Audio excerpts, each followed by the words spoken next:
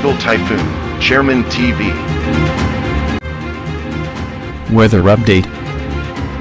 Helping homeless people. Please subscribe.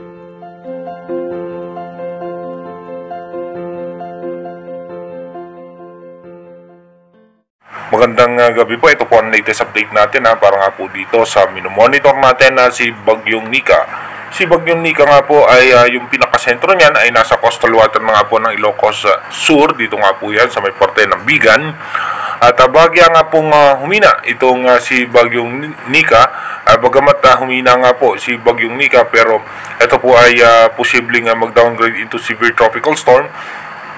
Pero malakas pa rin po yung mga ulan at hangin na dala-dala nito, kaya iba yung pag-iingat pa rin po sa mga kababayan natin na sa ilalim pa rin po sa storm wind signal.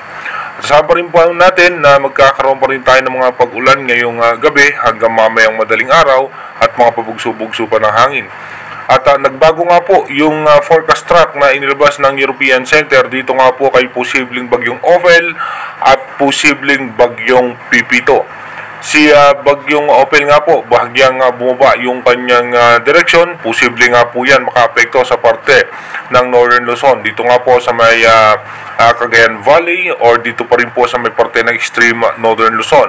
Habang yung isang bagyo naman na nasa malayo pa, ay ito naman po ay posibleng pumasok dito po sa may parte ng Aurora or somewhere in Isabela. Yan po yung pinaka-latest update ng advanced weather forecast. Sa ngayon po muna, storm wind signal number 4 pa rin po sa Ilocos Sur, Abra, Kalinga, Mountain Province, Ifugao.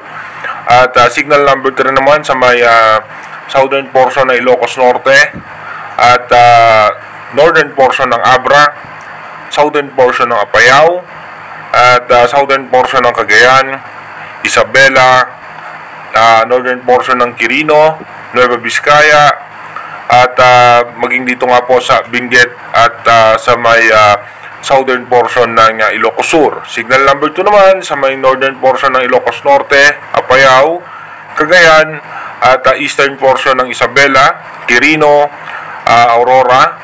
At signal number 1 naman sa Pangasinan, Nueva Ecija, southern portion ng Aurora, Tarlac, Zambales, Pampanga, Bulacan, Quezon, at Polillo Island. Kasama pa rin po dyan ang Babuyan Group of Islands at yung Santa Ana, Cagayan.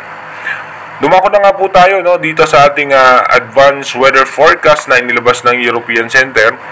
So possible nga po na ito nga si Bagyong Nika ay tuluyan na nga pong lalayo yan sa ating landmass at posibleng lumabas po yan ng Philippine Area of Responsibility. Pero bago lumabas yan, yun naman po ang pagpasok ni Bagyong Ophel. Si Bagyong Ophel nga po ay mataas din po ang tsansa na umabot po yan ng typhoon category at expected nga po natin na tutumbukin po niyan kung saan nga yung parte ng dito nga po sa may parte ng Cagayan Valley. Possible nga po yan dyan ang kanyang magiging landfall scenario. So pagtapos nga po niya mag-landfall dito sa may Cagayan Valley, possible ulit yan sa may parte ng Santa Ana, Cagayan. Ito po didiretso sa parte ng extreme Northern Luzon. Dito nga sa may Babuyan Group of Islands. Diyan po yung pinaka-exit point yan.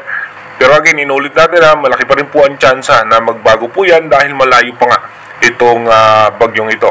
At ito nga po, yung pagdating naman ni Bagyong Pipito, papasok po yan ng Philippine Area of Responsibility by November 15.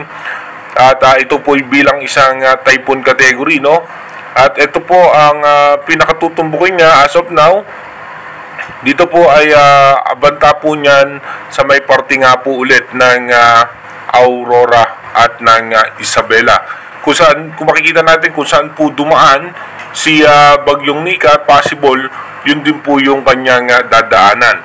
At pag tama nga po niya sa parte ng Aurora at dediretso po yan dito nga po sa may exit point niyan sa parte ulit ng Ilocos Sur kung saan nga lumabas din itong si Bagyong Nika.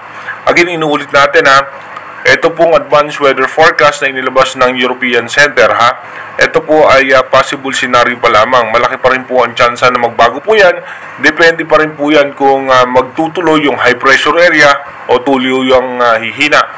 Dahil nga po malayo pa yan, marami pa pong posibilidad na mangyari. Again, inuulit ko po, hanggat malayo pa po yung mga bagyo, tayo po'y maghanda at mag-prepare na nga para nga po dito sa posibleng banta ng dalawa pang magkasunod na bagyo na muling makakaapekto sa ating bansa.